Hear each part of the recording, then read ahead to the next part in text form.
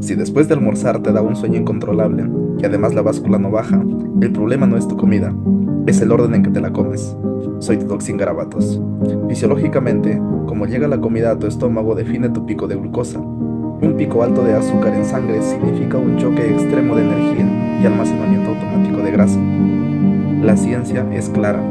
Inicia siempre con la fibra, los vegetales por ejemplo, para crear una malla protectora en tu intestino.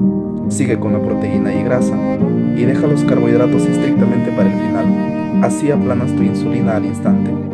Ve a Google, busca Doc sin garabatos Substack y lee mi protocolo gratuito para dominar tu insulina.